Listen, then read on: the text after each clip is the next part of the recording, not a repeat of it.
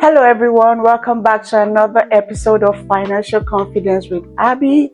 Today, I'm privileged to be with my older brother. Say hi to my viewers. Hi. Thank you so much. I'm putting my brother on the hot seat today. How does that make you feel? Nervous? Don't be nervous. Just feel at home. Feel free. Don't be tensed up. Or you want to practice some breathing exercises? No, I think I'm good. You're good? Okay. So we're good. I'm going to be asking you some questions. So I want to see if we agree on certain things, right? Okay. And it's regarding money matters. So which would you prefer, to save or to invest? Actually, a little bit of both. Mostly investments. You do need a savings. You have to have some kind of liquidity or, funds that are available to you on short notices in case you have emergencies. But at the same time, you need to invest in diverse places. You have your stocks and bonds, you have your 401k. That's for those in the US. Right.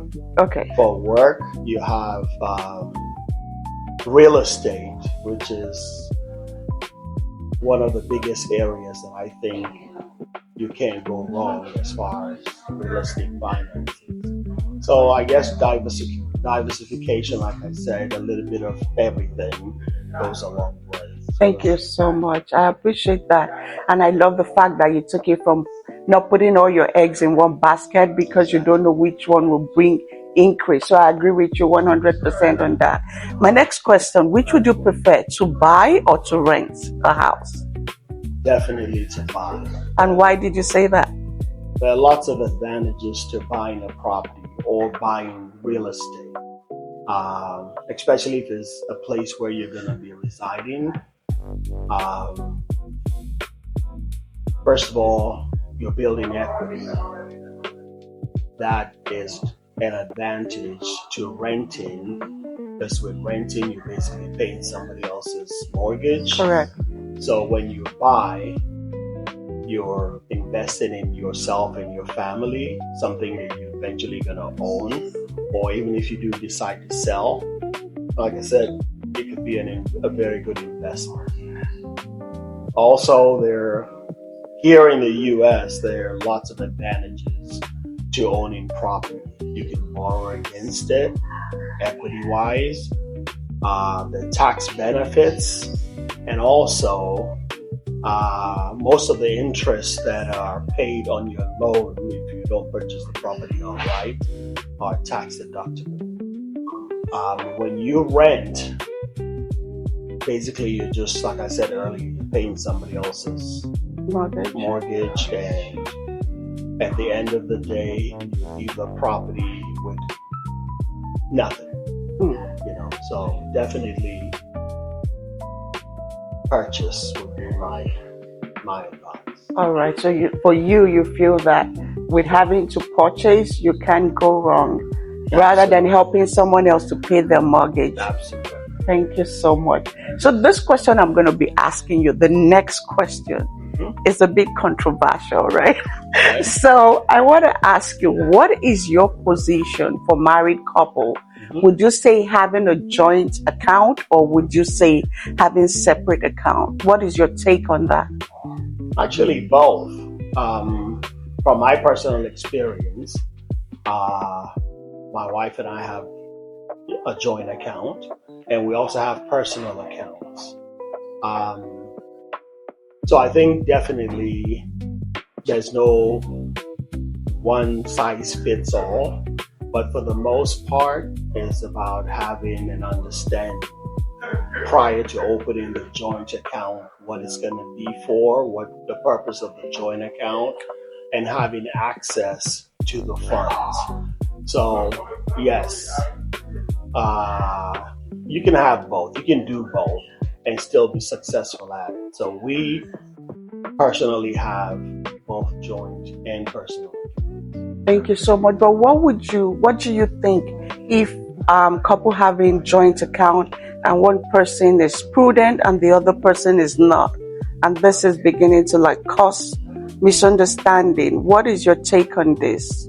Well, most of the time, the way I look at it and when I advise people is in different relationships, people have their strengths and their weaknesses. So it's about identifying who is financially savvy when it comes to handling the funds. And it could be the husband, it could be the wife, as long as there's an understanding that, when the bills come or when the emergencies happen or who's taking care of this. That's why I said you have to talk to each other, have an understanding. The joint account, the purpose of having a joint account is not for one person, whether they deplete their funds, now they come into the joint account to use that as a personal account. It's strictly for, joint purposes for the family. So there has to be an understanding. So as long as that happens and everybody keeps to their part, but if it gets to the point where one of the parties involved cannot be trusted, basically, or cannot refrain from dipping into the joint account for other purposes, then I would say you stick to owning personal accounts and just have an understanding of who takes care of what. Okay. Thank you so much for that tip. And then this will bring me to my final question for you. So if you were to advise your younger self 25 years ago, what advice would you give to your younger self 25 years ago on money matters? Okay, well, like we started earlier, what I would have done, I'm big into investments. I would probably have invested more than I did. I bought properties, I own properties. Like I said, that's probably one of the biggest investments. But when it comes to what I would have done more 25 years ago, is probably invest more, put more money into other investment avenues. That's definitely something despite the fact that I did some, I wish I had done more. So that would be something that I would change,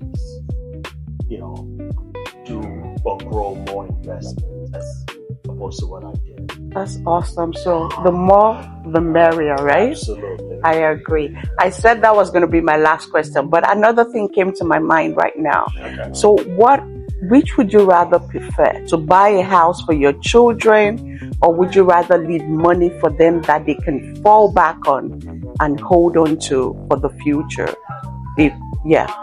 Well, I think, like I'm saying it again, owning property. I would rather leave them real property, not cash property, because I know sometimes kids, when they don't work for things, even when they become adults, handling those finances sometimes when you come into cash or you come into money like that, managing it becomes real difficult. But when you have real property like real estate, a home property, that would appreciate over time, and they can use, even if they have to borrow against it, like I said, then they can still have access to cash, but the property is there. And I would rather leave them a property than leave them cash. All right. Thank you so much. I agree with you on that. So I think a couple of things, we have the same school of thought. So this conversation is something most families should be talking about. As a matter of fact, every family should be talking about on money matters. We can disagree on certain things, but not talking about it at all is not good. So we need to talk about the money matters so that we can know what areas to improve on. Again, thank you once again, and I'll see you in my next video. Thank you, my darling brother, for honoring this invitation. I appreciate you, and I'm not taking you for granted. Have a great day, everyone. Bye.